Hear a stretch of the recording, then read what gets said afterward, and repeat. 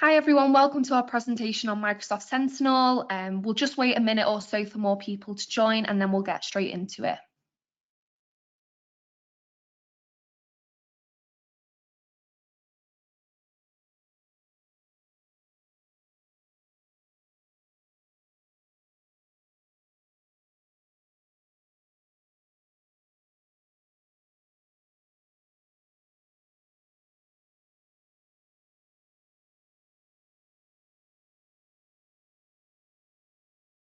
Welcome to everyone who's joining at the moment to our presentation on Microsoft Sentinel. We'll just waiting a little bit for some more people to join and then we'll get straight into it.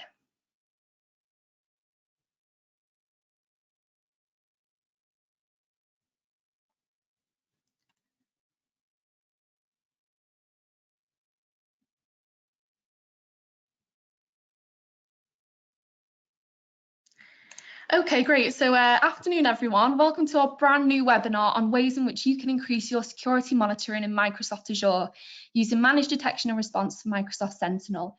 So today's webinar will cover what Sentinel is, why you'd benefit from it, and how Sentinel can help you protect your organization and environment. So we'll be joined by our senior cybersecurity engineer, Tom, and also our security cloud solution architect, John from Microsoft, for this exclusive Microsoft Sentinel webinar. We'll run for about 45 minutes today, leaving 15 minutes to hold a Q&A session at the end. So throughout the webinar, please feel free to pop any questions you may have in the question box, and Tom and John will be sure to answer them at the end. So I'll now pass over to Tom and John. Thanks, Lizzie. So yeah, welcome to the Microsoft Sentinel webinar today. So what I wanted to do was sort of split this webinar into a couple of different sections. So the first is sort of a discussion about where we are in the monitoring world, and particularly in the IT world, and how that's really affecting the SecOps teams, and how we're sort of managing this monitoring problem that we all have, and then leading on to a discussion with John about how Microsoft have really started to position themselves with the Sentinel offering, and how they're positioning themselves with the Sentinel and how it manages into the rest of the security platform that Microsoft are putting together, and then sort of dropping into the benefits that we have by utilizing Sentinel, and how that can help us with your tools versus a traditional SIEM and on-premise or cloud SIEM. And then also, how can we help you at Claranet, and what services can we bring to you to help you along this journey? So a quick introduction. So I'm Tom. I'm the senior engineer in Claranet in the security business unit. I've sort of been in IT now for about 10 years, and for 5 of that, I've been really working on the security engineering side, and particularly with the SIEM and deployment models. My role in Claranet is to really help with the transition of going from no monitoring or basic monitoring, and trying to build secure monitoring platforms and help you with your journey along, and really getting benefit out of these solutions and helping you mature your security going forward. John, if you'd like to introduce yourself. Sure. Afternoon, everyone. So yeah, as Tom mentioned, my name's John Davis. I'm a security cloud solutions architect with Microsoft. I fit into the GPS space, and that's the global partner solution area. So I work with Claranet and our other partners to build out solutions and security practices using the Microsoft holistic security stack. So here today just to support Tom with the Claranet offer. I'm happy to defend any questions later on. Thanks, John. So like I said, I want to start this off with really a conversation about what we see in this space. So one of the problems that we have in IT as IT professionals is really there are all these desperate systems now. We have all of these interconnected systems, and that really got accelerated when we saw COVID happen, and really that move to working from home, and that removal of what we used to consider to be sort of the secure walled garden of the network and the traditional secure office space, and utilizing all of our SD-WANs and our really secure systems, and having to move outside of that bubble, and the problems that we had. So if we take a look at some of these points on this slide, it's really sort of emphasizing that now we no longer have sort of a server and a single point there. We have many systems, IoT systems are coming in now, and as we move these traditional monitoring platforms out to these other things, we're starting to look at cloud environments coming in, and the PaaS systems and the SaaS systems, and these are all data points that need monitoring because they provide critical functionality within a business, and a really critical part of the business. But as security teams, we're we're almost not involved in discussions about procuring these systems. We're really an afterthought at the end to say, we've purchased this system, or we're thinking about purchasing the system, you now need to go and secure it. And traditionally, it was quite hard to monitor these solutions because they were remote, and sometimes they had their own separate log sources, and you end up with many portals to look in. And particularly when you start looking at defensive products as well, you now have multiple defensive products, not just your antivirus, but now you're starting to look at abnormality. You have your abnormality detections, you have your network monitoring, you have your user behavior analytics, and you have your web threat protection and your DNS defense layer. And how can we bring this in? And I think it's a really good conversation to be having, and seeing how that affects the SecOps teams in general. So we move through and start to look at that problem of monitoring and the problems we have there, and how that's really affecting SecOps teams. So we're starting to see this real compounding issue of these sophisticated threats that are coming in, and we're seeing that no longer it's a single point attack, and it's not an attack that is affecting one user. You're seeing this heavy lateral movement and this embedding inside of a system that an attacker is doing, and they're starting to move over all of those systems that we've talked about. So you might have an attack that originates in your IoT space, or in your remote management space, or on a firewall or something like that, and they use that as the foothold to gain information inside of there, and then start to move laterally inside the network. We're no longer looking at sort of single point attacks and single points of compromise. We're seeing these be stretched out along multiple systems, and in some cases along very wide time frames. If you look at some of the more sort of publicized attacks, Hafnium, for example, the SolarWinds attacks that happened before, these attacks existed for long periods of time. The attackers were embedded, and how are we able to pick these up, and how are we able to look at these threats? And then we start to look more in the analyst space, and having to deal with noisy alarms and noisy events, and really the analyst fatigue and security team fatigue. So we have these defensive products, but they're all generating alarms, and sometimes it can become quite overwhelming, particularly when you look at the companies in the smaller space, where the security posture might not be as mature as we'd like it to be, or as you would like it to be. Fatigue on an already stretched IT team, and particularly a stretched SecOps team, could be quite a real threat to the business. And then if we look as well, we have the skill shortage. Whether or not the skill shortage is a thing, that at the end of the day, getting high performing and high qualified members of staff up to speed can sometimes take upwards of 3 months before someone is really embedded in a system that becomes effective.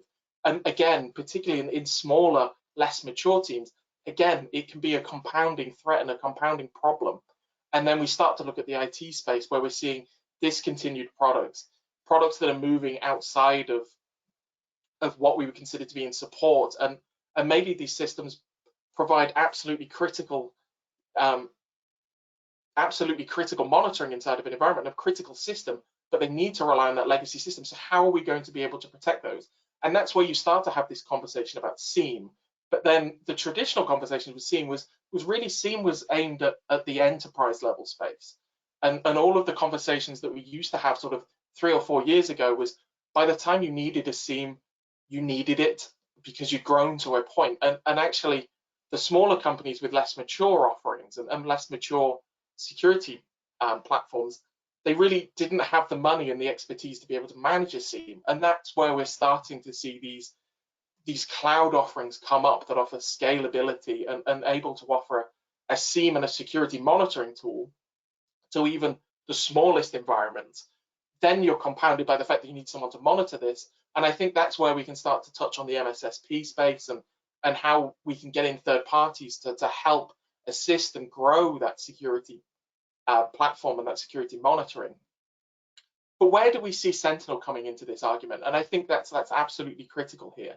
And what we see in Claranet and me as a SecOps professional is I'm starting to see this shift to much scalable solutions. So before we talk, and I touch on this later about how traditional SIEMs have been deployed and traditional SIEMs have been marketed and really offered, is they were very rigid, or they were very cost prohibitive. We have licenses up front. And what I want to do now is hand over to John to sort of describe about how Microsoft saw this space and how they thought that they'd be able to to bring in their expertise in sort of the scalable cloud and the might and the power of Microsoft, and bring that into the SecOps space and see how they can transform it.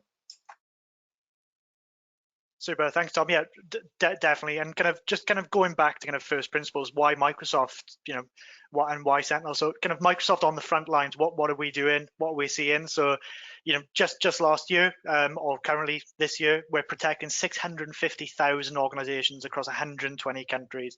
So what does that mean in numbers? So no other organization on the planet is analyzing the amount of threat signals that Microsoft are doing currently. So there's 24 trillion signals a day. So you just think about that number. That's absolutely huge, right? All those numbers, all those signals, all those threat analytics are being pumped into Sentinel and across the Microsoft security stack. So what does that mean for us, potentially as the end user or for the customer as well? When we look considering the APTs or the advanced persistent threats and the nation state actors, Microsoft are tracking over 40 nation state actors. That's about 140 threat groups. Last year alone, Microsoft blocked 32 billion email threats. So, what does that mean? What does that number mean in reality? That's roughly 4 emails for every person on the planet. That's just staggering. And obviously, I'm Microsoft biased, but I'm very, very new to Microsoft. I'm coming from the background I have from the defense and the public sector. Being able to have that threat analytics and pumping it into the cloud, then putting an overlay of artificial intelligence or machine learning on it, where we're used to talking in IOC, so indications of compromise, and start to piece those together, maybe in a diamond model. Now we're starting to see IOA, so indications of anomalies. So what does your organization look like from a baseline, and then what's abnormal from it, and then using those machine learnings, algorithms and artificial intelligence over the top to ease that burden on the security operations team. So Tom, you have hit the nail on the head. There's a lot of alert fatigue. So the amount of signals that typically are seen in a SOC, in a SIM, is you're talking thousands per day for relatively small organizations. You think of all the endpoints where you connect to, all the servers. This hybrid environment, there's signals and information and data flowing everywhere, and that's pretty much where that artificial intelligence layer comes in, and it reduces that alert fatigue for the SecOps teams, and allows you guys and girls within the SOC then to concentrate on the real interesting and the real threats within there, and go and respond to those. So just touching on Sentinel in a little bit more detail. So kind of why Sentinel. So just touching on that topic, the collect part of that diagram. So what Sentinel is able to do out of the box, there's a bunch of data connectors that you can go and draw in information. So obviously from a holistic end-to-end Microsoft piece, we can connect to all the Microsoft stack and bring in that information. But it's not just Microsoft stack. We can pull that in from other cloud providers, other infrastructure across that kind of stack. We can pull that data in to one pane of glass, which I think you're going to touch on later with Sentinel, which is really good. Then those threat analytics for a user using Sentinel is really good because you can map it back to the MITRE attack framework, so you can graphically see when these attacks are occurring, to piece them together. What part of your infrastructure, what part of your estate are they attacking? Where within the MITRE attack framework are they? Where within maybe the Lockheed kill chain they are? So where would you like to respond to that?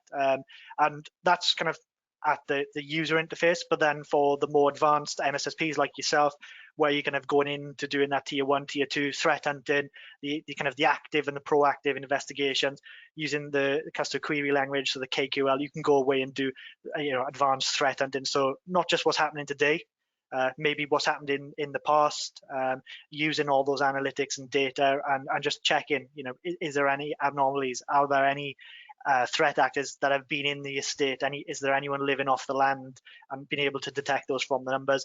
And not only that, with Sentinel, then you're able to respond. So using things like logic apps and just touching on the SOAR capability, so the orchestration and response, you can kind of pretty much make your own teams within the MSSP. So for certain organizations, if you're tier 1, tier 2, or tier 3, you can kind of segregate that workload up and create Teams channel, integrate with the Microsoft productivity stack, and kind of just go after really and defend the estate. And again, you've touched on a key point there. This is scalable. So as your customer base goes up or down, the tooling goes up or down with you. So you're not kind of paying kind of per licensing. You're kind of paying per use on what you're ingesting, from a data point of view. And yeah, this is really key, this slide. So, you know, I'm praising Microsoft here. I'm going to be biased on that because obviously I work for Microsoft, but it's not just Microsoft that are saying that the products are leading.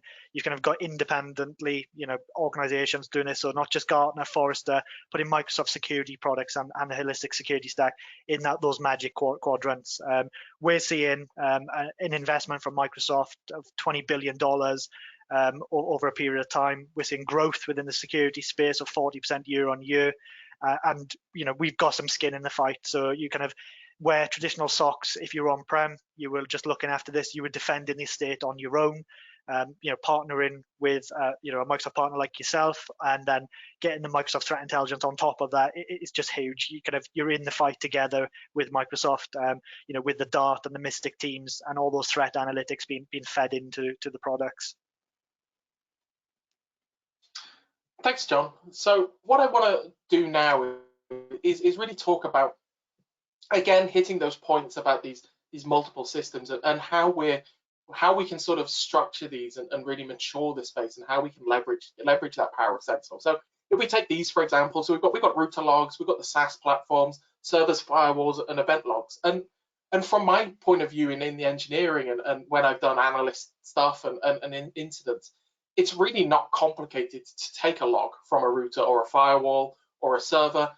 But what you're missing there is the context of how this event took place inside of the wider organization. So if I look at Windows event log, so I need to see when someone logged on, when they logged off, maybe process creation events. I want to grab the hashes. I've got my sysmon on there.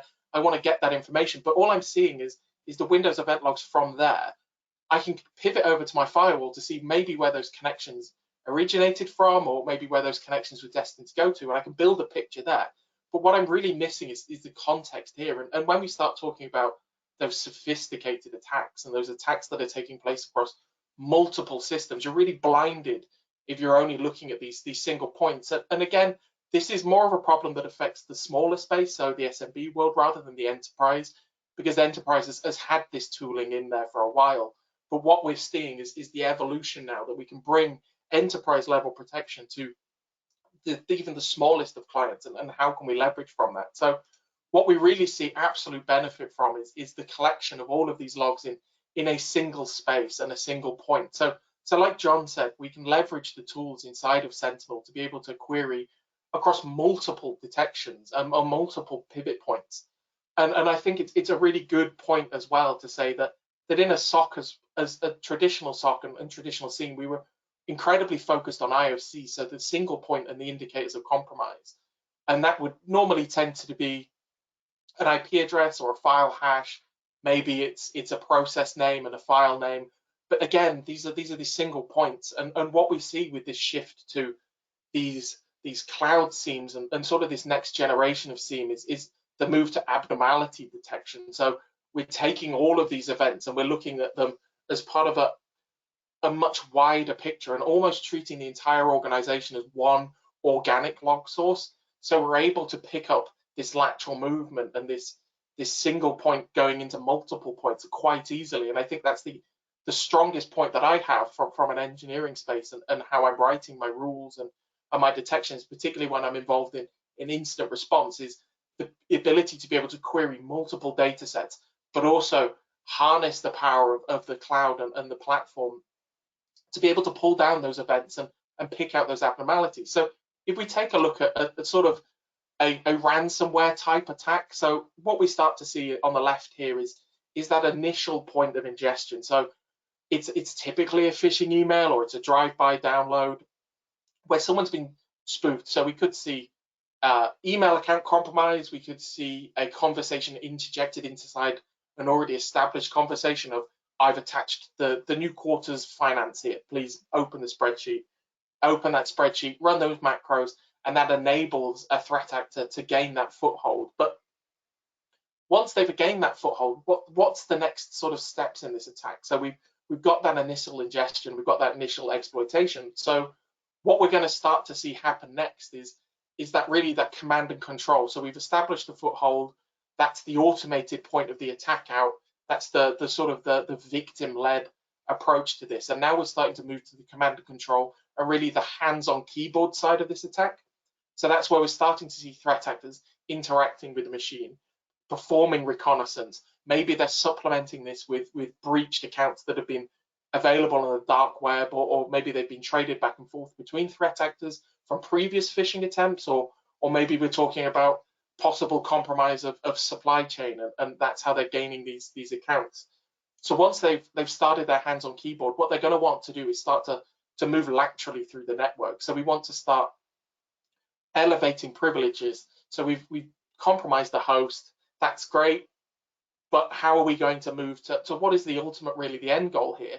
And that's full domain compromise. So we need to start to see that attacker moving across the network. Maybe they're stealing Kerberos hashes, maybe they're brute forcing Active Directory. All of these things are generating events whilst this attack is going on, but this attack is starting to move laterally. And then we start to see the ultimate end game of our ransomware, and particularly with these double extortion attacks that we see quite common in the news and things like that, is the exfiltration of sensitive data to be used in blackmail after the ransomware. And one of the things that I like to hit here is as well is the encryption of files is really the end of an attack.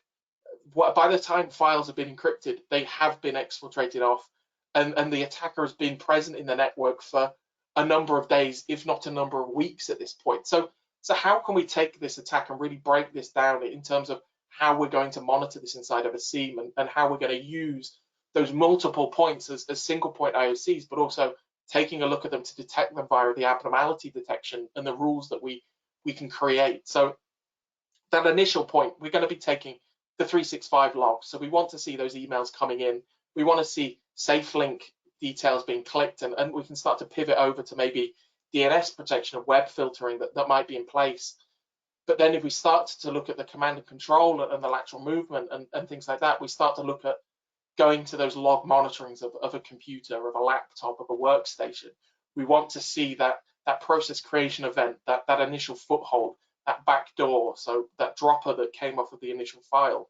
And then moving over to our EDR and our domain controller logs and really the server logs to see that lateral movement across the network and try to detect them as they move along, and then supplementing that information on the backside with the firewall logs to see where those connections were going out. So we go back to that first sort of stage where we've got the command and control.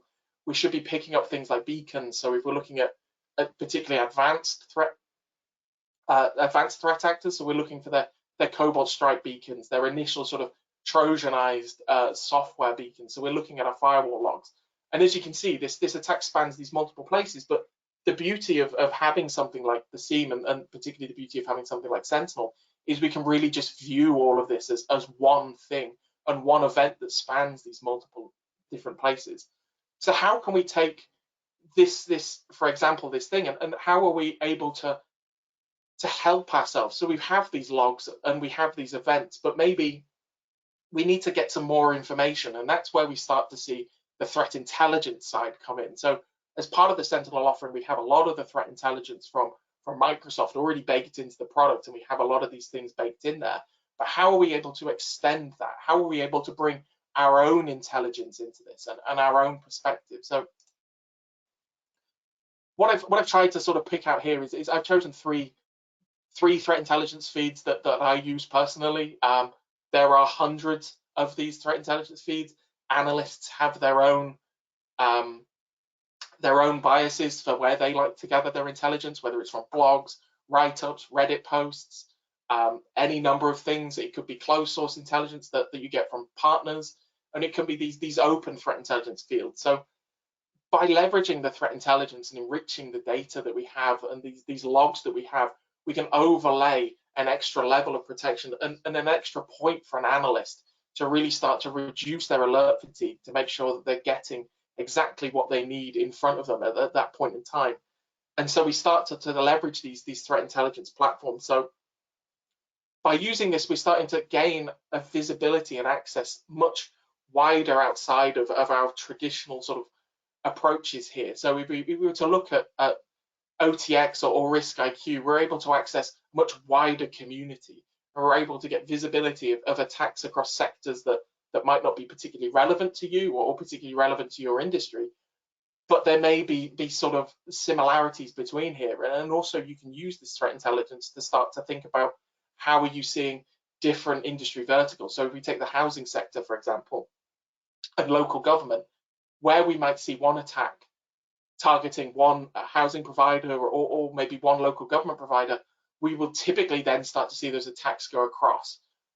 But because these are sort of isolated teams in most cases, unless they're part of a much wider MSSP ecosystem, is we're able to gain the visibility, we're able to gain the benefit of having all of these other people seeing these attacks, feeding that information back in, and sort of enriching our data sources without needing to grow the teams and really grow the resources that we need to produce this information.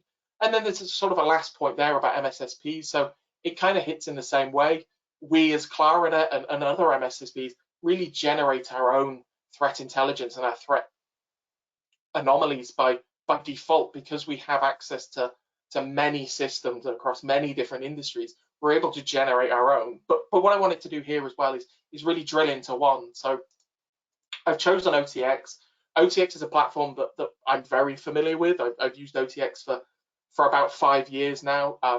Us as Claranet have contributed about 15,000 IOCs into Open Threat Exchange as part of our MSSP offering with Alien Vault and some of the research that we've conducted there. But if I was to take this single threat intelligence feed, I can take that into Sentinel and I can start to ingest that and I can start to enrich my logs. So now I've extended my coverage to the millions of data points that OTX gives me access to, and all of that data that I can get. So I'm starting to enrich that.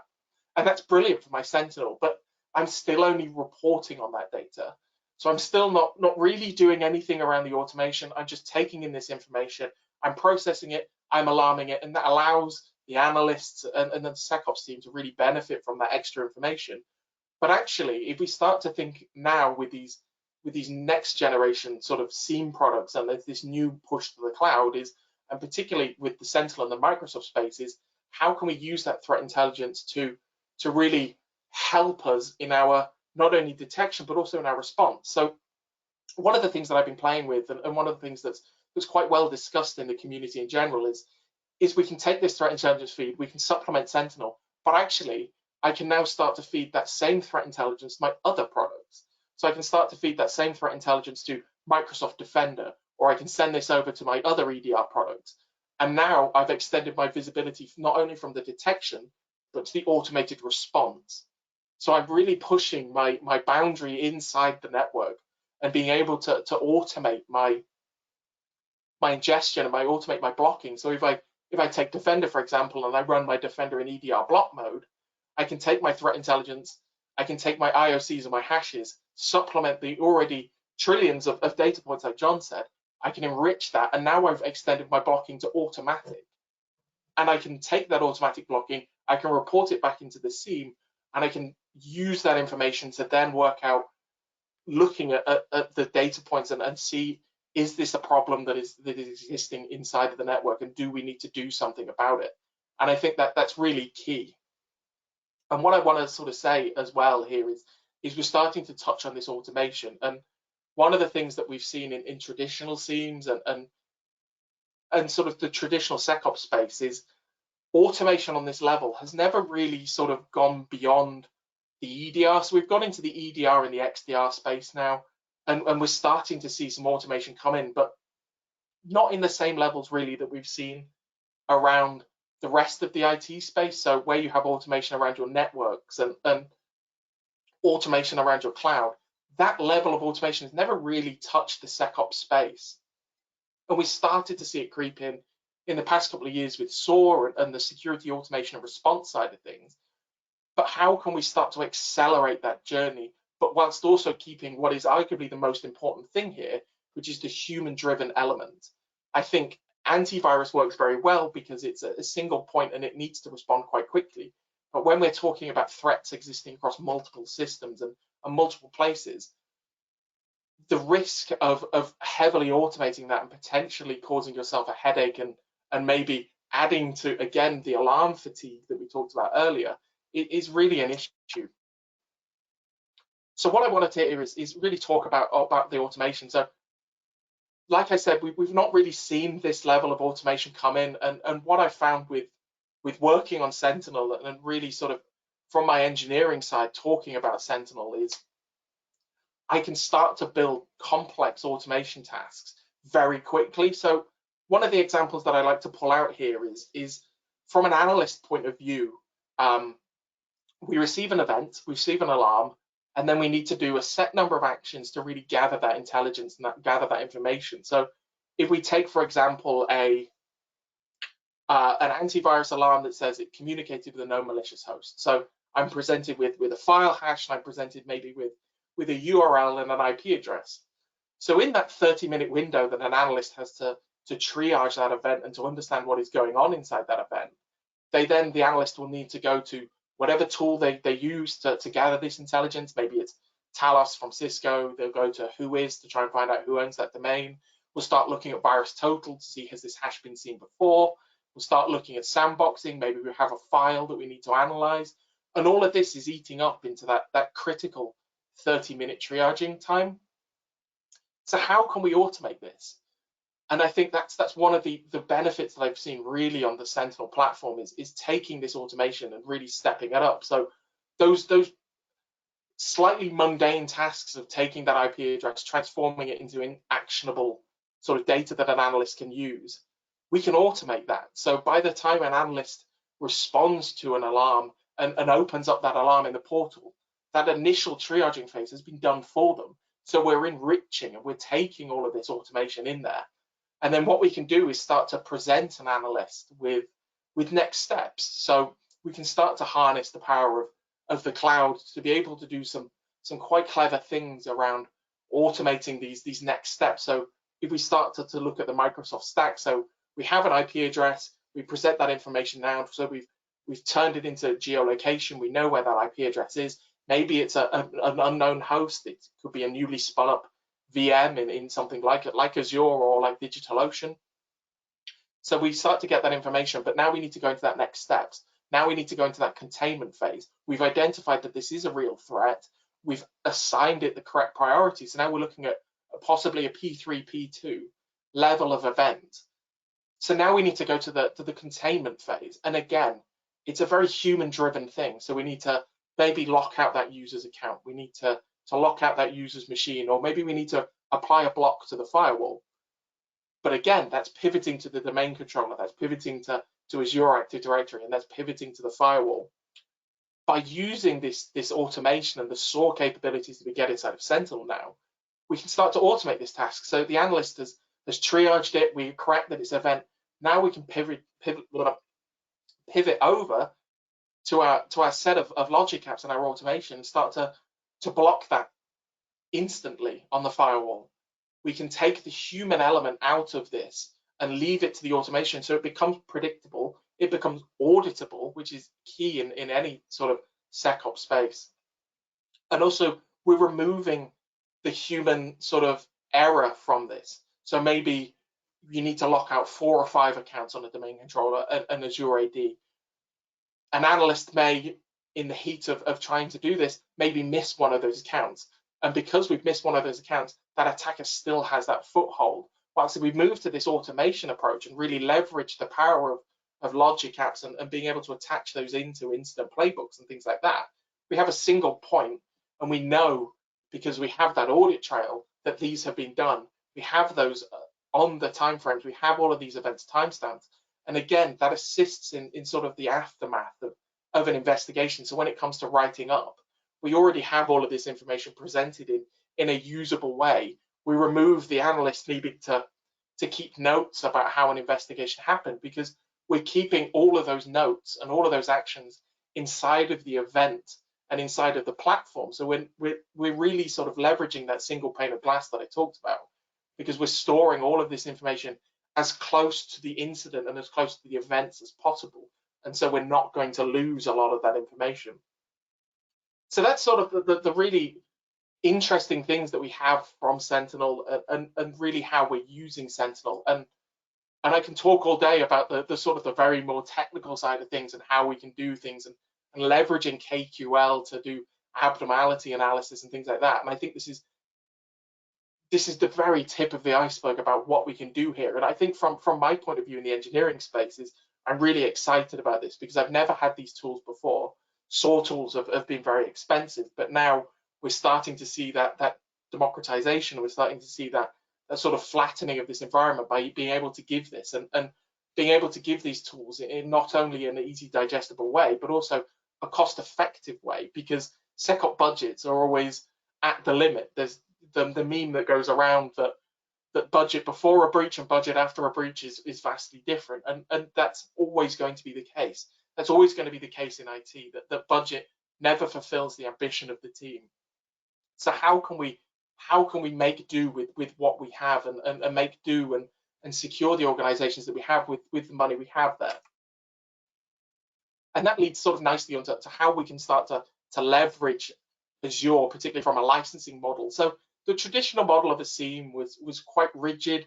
You had to purchase a product, whether that's Splunk, Alien Vault, whatever it might be, Logarithm. You had to purchase that. You purchase the system and you purchase the support wrapper around it. And in some cases, you were paying EPS, so events per second. In some other cases, you were paying a fixed rate, but you were locked into this sort of fixed bucket that you're able to fit your logs in.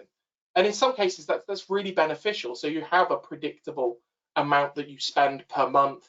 You have your bucket there, but it doesn't really lend itself to being flexible. And I think that's a real problem, is particularly, again, in the smaller space and the SMB and the sort of the startup spaces, that ability to be flexible is absolutely critical, and that ability to be able to scale up and down. And I take the SMB space, but also if we look at the more sort of established spaces, especially in the UK, where we look at maybe the education sector, a fixed license cost and a fixed bucket may work really well during term times and these busy times.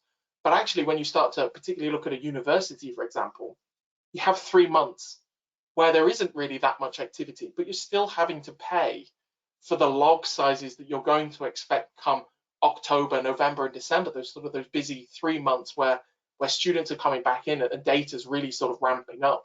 And again, if you look at other industries where this is a fact, you go to the e-commerce space where you may have very busy times, the sort of peak summer, peak winter, but for the rest of the time, you're starting to see that drip down.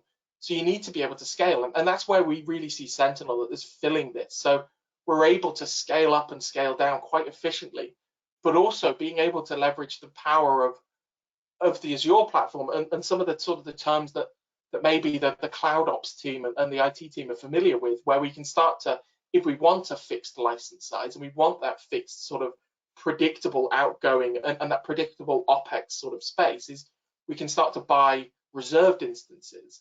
And that makes sense. So we've got 100 gigabytes a day coming in. We know that we're going to get that. We can buy that reserved instance. We can take that very reduced cost there, and we know that we're going to get that predictable sort of repeatable thing there. But in the SMB space, you're not going to have that.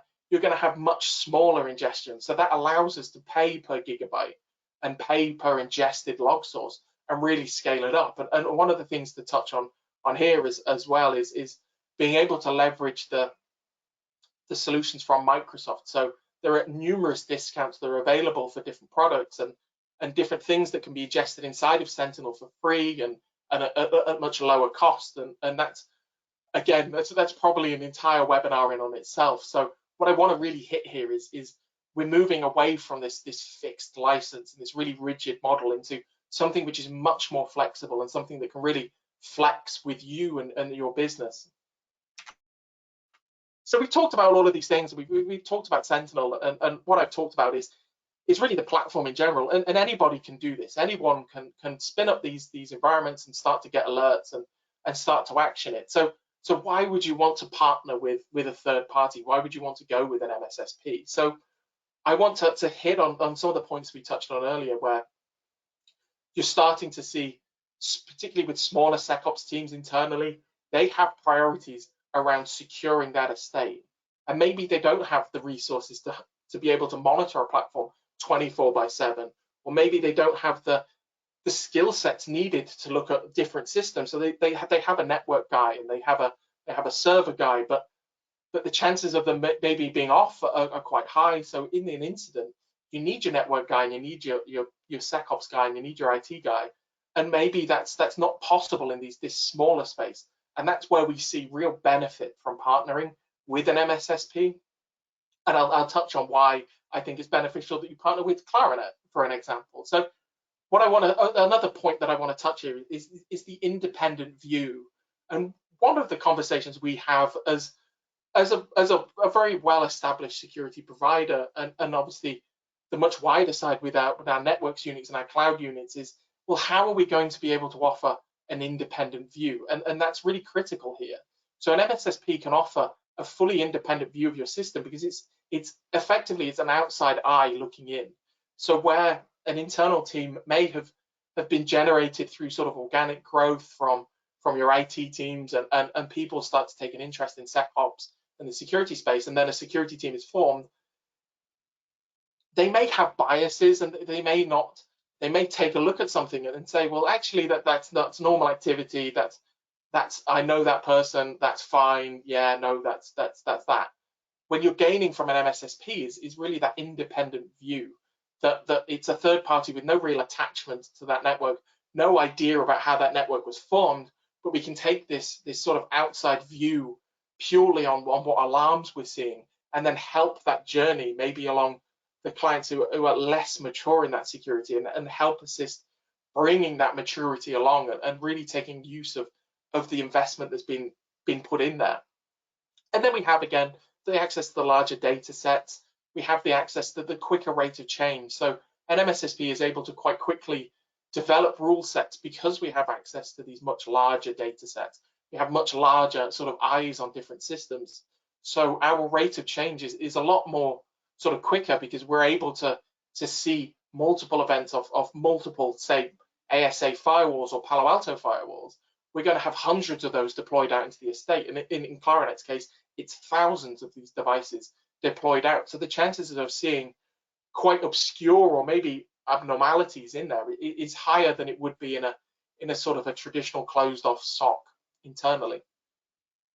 So now I've talked about why an MSSP. I want to sort of say, well, selfishly, why Claranet? And I think we have some really good things that we can start to talk about here. So what I've got on the screen here is a number of our accreditations, and these are the accreditations you should really expect sort of on the right side: the ISO 27001, the Cyber Essentials Plus. These are the industry recognized things that are around security. ISO 27001 touches many things, but security is inside of there. But then we're sort of moving to the left, we have CREST. So Claranet as an organization was one of the founding members of CREST. So as CREST has matured on and become really a critical part, particularly in the penetration testing space, Claranet have been able to contribute into this. And I think that really sings to our praises, that we've been able to take our knowledge and our guidance and really apply that into what is now an accepted industry standard, particularly around penetration testing. And then sort of around the 2019-2020 space, we started to see CREST move away from this traditional testing and app check sort of space and move to the Security Operations Center. And Claranet, again, was one of a very small handful to reach the second stage of the CREST certification for Security Operations Center. And then out of that very small handful, a very small handful of those that were CREST accredited across our penetration testing space and our other sort of our red team engagement. So I think what I'm sort of bringing out here is we practice what we preach here. We're really sort of building on these relationships and trying to bring across many different sort of industries. And when we're saying that we're protecting your data, we are protecting our data and ultimately being able to manage our security, to help you manage your security. And everything that we're saying around going down the Cyber Essentials route, or maybe it's advice for PCI DSS, ISO 27001, we have all of these things that we do internally. So we're talking from a point of we know what we're dealing with here and how we're dealing with them in general. So I want to touch on some sort of the service elements here. So this is a very high level diagram of what our Sentinel and what our managed service around the detection and response really looks like. So we sort of move from the left hand side, we've got the ingestion, detection and response, and ultimately optimize. So we're taking those events, we're passing them into Sentinel, we're using the powerful arm of Sentinel to take and enrich that data, we're passing that over in the detection and response to those SOC analysts, giving them the information that they need to make a decision, to make a call, and then taking that into our SLAs and assigning it priorities, responding to those priorities, and working with you as the client and the customer at the end of it, working with you to contain that threat. But also what we have is this constant sort of feedback loop. So we take those events, we've taken a true positive, we've worked it, we've come to the end of that solution, and now we need to feed back and make sure that we picked up everything in that investigation. So we optimize our rule sets. We have that constant feedback at the end of every incident to make sure that we are detecting and that we're seeing this. And maybe we need to take those IOCs, those AOCs, and position those to other clients and their rule systems.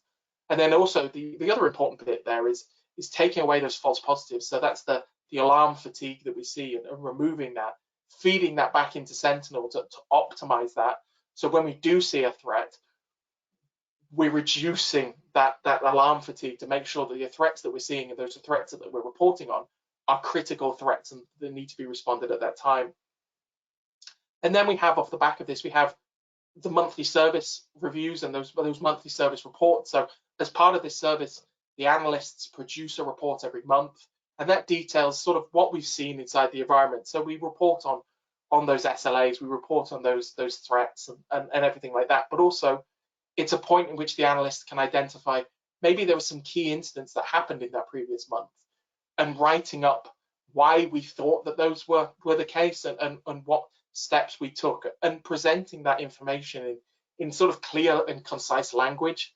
So you're able to take these monthly reports and hand these up to C-levels and to board members and say, this is the information we had, because these people are interested in security and they're interested in, they're key stakeholders inside the business, but maybe they're not technically minded, and to be presented with raw output from an investigation can be overwhelming. So those monthly service reports and quarterly service reviews are really touch points to be able to take high-level technical things and translate them into what actually matters for your business and how are we protecting it. And then we use those as review points to say, well, how do you want us to help you assist, and how can we help you drive along that journey and really bring your maturity up a next step. And again, that hits to sort of the smaller sides, but actually in an enterprise, it's a constant feedback loop. An enterprise should never become complicit and sort of negligent that we have the system in place, therefore we're secure.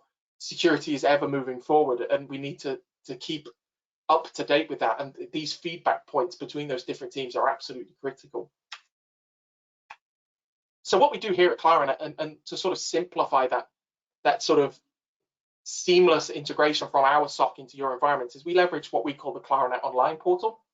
And that's a very simple sort of one-stop approach. So where we have our single pane of glass for incidents and alarms, we have this single pane of glass for reporting and for generating tickets and for generating information that you can digest. So we have a single pane of glass for you to be able to take all of this information and digest this, respond to the SOC, talk to the SOC. In Claranet's case, one of the things that I'm very proud of is we're not a black box SOC. It is a human-driven SOC. If you want to talk to the analysts and you want to engage with the analysts, we're freely open to do that, and it lends to our transparency. And the Claranet portal as well is another way that we're transparently presenting you this information, that we have nothing to hide, that we are presenting you with every single one of these events. And if you wanted to interrogate them, you can. And also we can start to take your service delivery information. So without having to worry that we may be presenting service delivery information wrong, maybe the SLAs weren't properly sort of brought across in that monthly report, you can go into the Claranet portal and we can see that SLA information. So again, it's lending to that full transparency of the service. So what I wanted to do here was really sort of hit on our SLAs, and I think it's a fairly self-explanatory thing. These are very well-defined SLAs within the industry. We have this 30-minute maximum sort of triaging time, but actually once the analyst takes that and we assign the priority, then we're starting to go for that P4, P3, 2 hours and 4 hours, and then once we get to the critical incidents, P2, P1, we're calling you within 15 or 30 minutes of that incident being assigned that priority. and engaging those response, engaging those playbooks with yourselves, and how we're really going to pull that out.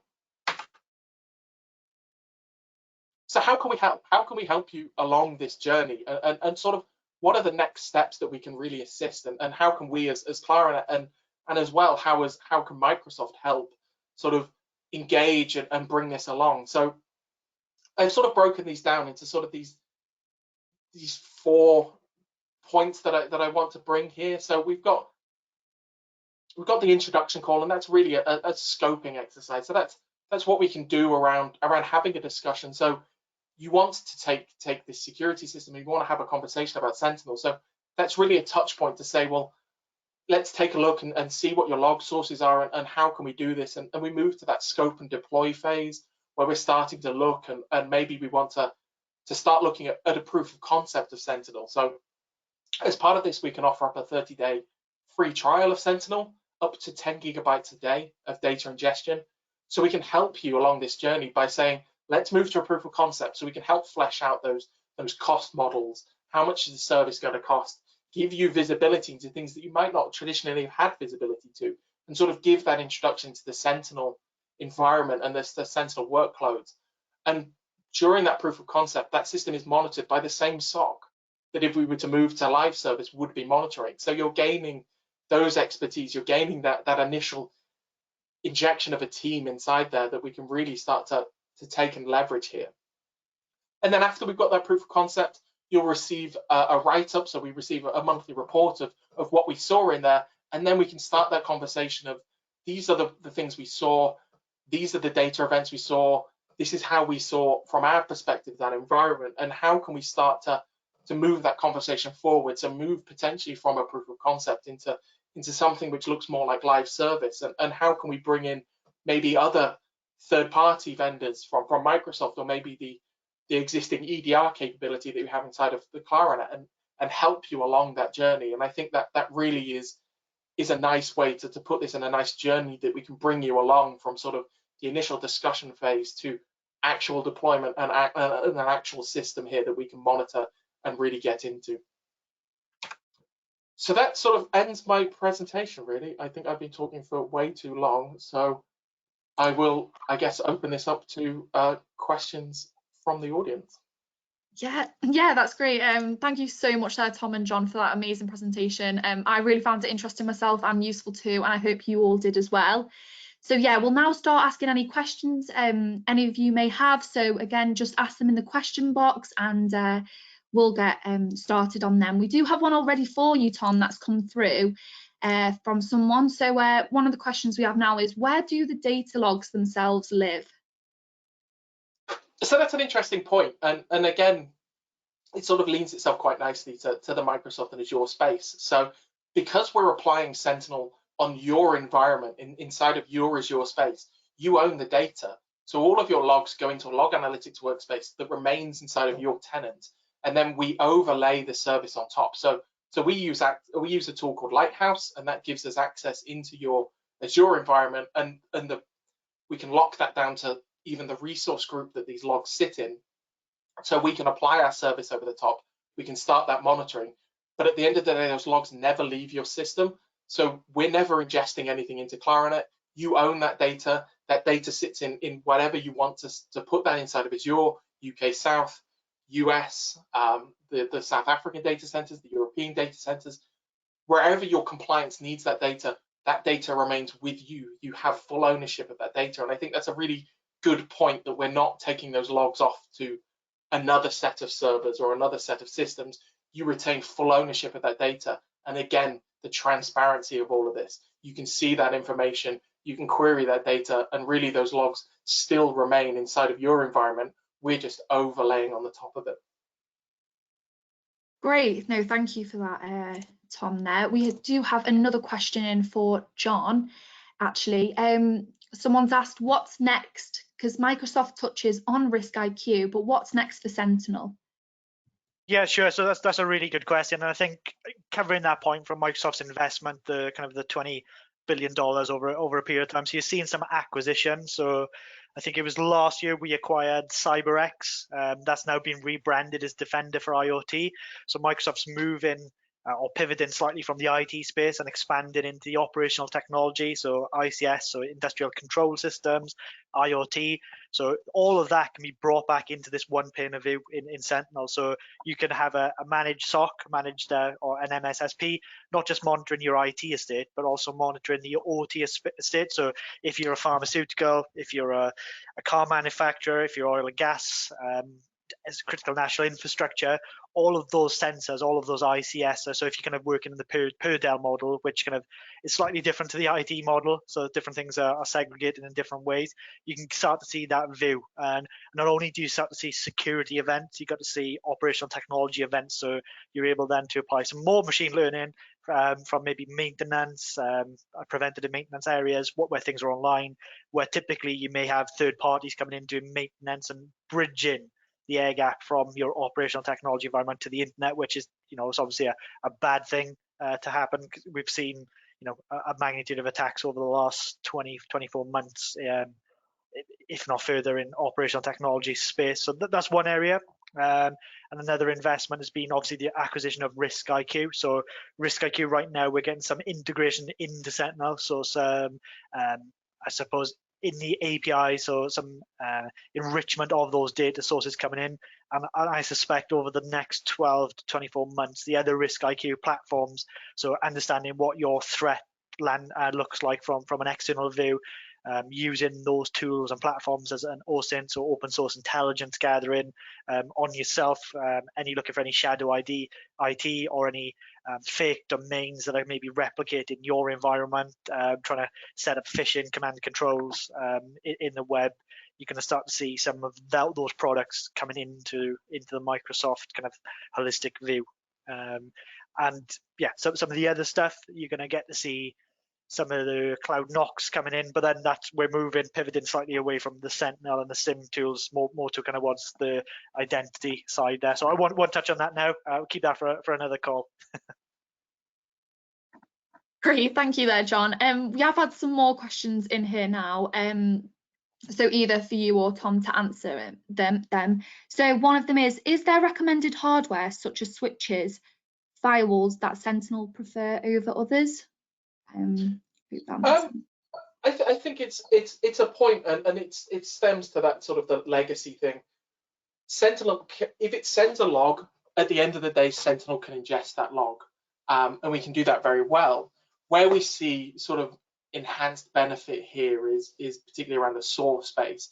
So your newer generation of firewalls, your Palo Alto, some of the newer generation ASAs, the FortiGates, we're able to extend not only the log ingestion and log detection from there, but we're also then able to perform actions on those firewalls. So I think there's not really sort of hard and fast, you need these firewalls and you're going to get this. I think if it sends a log, we can collect it inside of Sentinel, and we can use that information.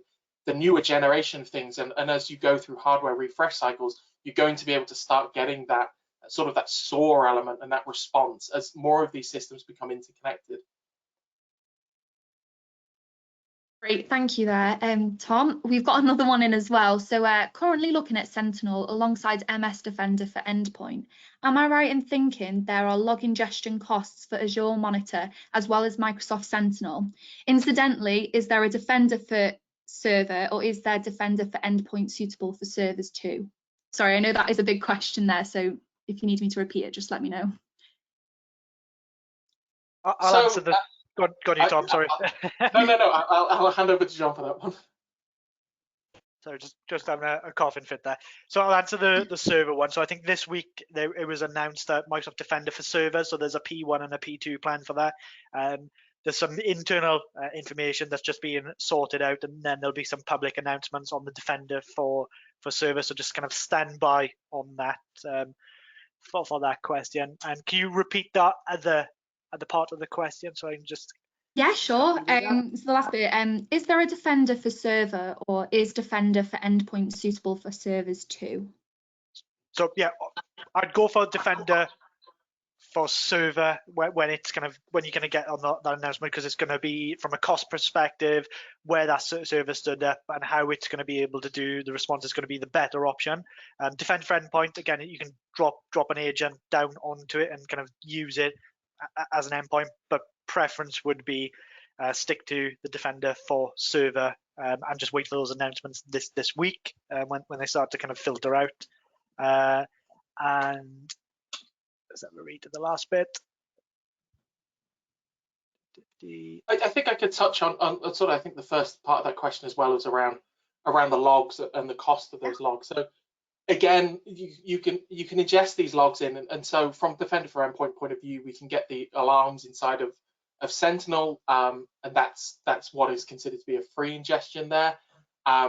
If you're utilizing things like the E5 or maybe the Cloud Defender for Cloud licenses, then we start to see these discounts coming into play, and we can start to move things like the hunting logs inside of Sentinel.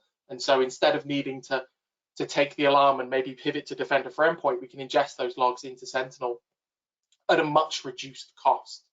And I think as well, what I've started to find as I've gone through Sentinel, played with it in my own environments and things like that, is actually pulling these events in, and the cost of these events is actually a lot less than I thought it was going to be. And I think I can rightly justify, and that's where you sort of go into your proof of concept phase, is taking advantage of that 30-day free trial that we can offer here to take those logs and see what those logs actually look like, see how many we're getting, and what the cost may be to retain those logs and really use those logs in an efficient way. Great, thank you for that. Another question we've had in there, I know we've gone a bit over here, so apologies if you cannot stay. However, I just think we should ask these questions anyway. So is Microsoft going to be developing an email security solution similar to Darktrace at all? So using AI to predict and learn user behavior within emails?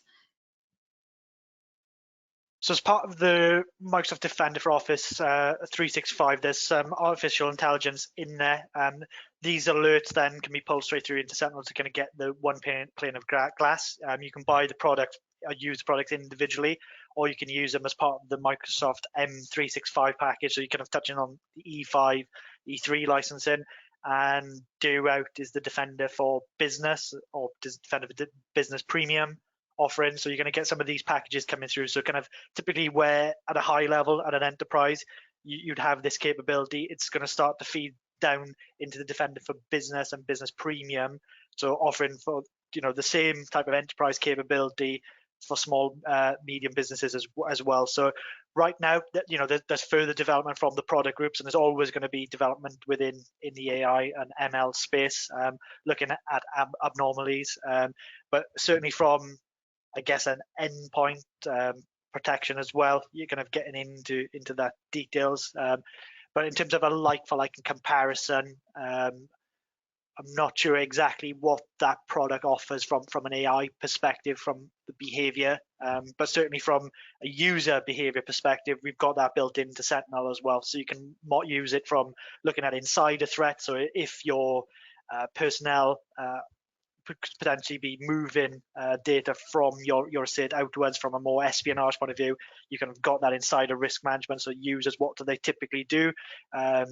From a threat actor's point of view, if they're logging in from countries that are miles away and you're kind of getting duplicate logs, people logging in all the time, you can get that mapping and alerts through from that type of analytics as well. So I'm not sure if that's answering all the questions. No, that's great. We do have one last question as well. This is the last one here. So let me just get it up now. So with Claranet's MDR service, is the response element dependent upon the endpoint protection and use? For example, is there a requirement to use Defender, or does it work equally as well with the likes of Trends, Somatic, etc.? So it's a good question to ask, and what I try to talk about here is this presentation has been very Microsoft heavy, and I've been talking quite a lot about the Microsoft stack, but the beauty of this thing is that it is very sort of platform agnostic. So we can take these alerts in, and we can take these And if these other third-party tools have APIs to be able to produce a response action, so another tool that we're very familiar with because we offer it as part of our EDR space is Sentinel-1. So Sentinel-1 is an incredibly powerful antivirus tool, but we can take those events into Sentinel. We can extend the automation and the response into Sentinel-1 and really help with that. And what we see with the MDR space is, as we move to this automation side and this more automated responses, we can perform these actions, but then there is always the space to be able to take the SOC to integrate into the existing IT team, so we can take a preventative action, but then start to integrate into the IT team to really build those responses and those playbooks internally, where, because the SOC is external, they might not know the intricacies of the network or maybe where that user is and how to contact that user. So we see that sort of that automated response as a single action, as a preventative action, then engaging into yourselves to help build those those playbooks internally, escalating those incidents into you. And we'll be able to leverage whatever tools that we have. And as you sort of go along these hardware refreshes and license refreshes, and we start to get the more advanced tools, if there is an API available, you can integrate that into Sentinel. And the community is really starting to build out those tools now. And you see really active development beyond the Microsoft ecosystem into these third-party providers, your firewalls, your Sophoses, your trends, and where we have those response actions, and we move towards the more familiar XDR space. Amazing. Thank you so much there, Tom and John as well. So that's all the questions we've got for today. Like Tom and John mentioned, we are offering a 30-day free, fully managed trial for you to test out our managed detection and response for Microsoft Sentinel service. So more details on this will be shared with you in a follow-up email this afternoon, as well as the slides and recording of the webinar as well. So I'd just like to say again, thank you, Tom and John, and everyone who's attended today. I know we've gone a bit over, but yeah, we really appreciate it. So I hope you all have a lovely day, and just make sure to look out for future webinars that we've got coming up. So thank you very much, everyone. Speak soon.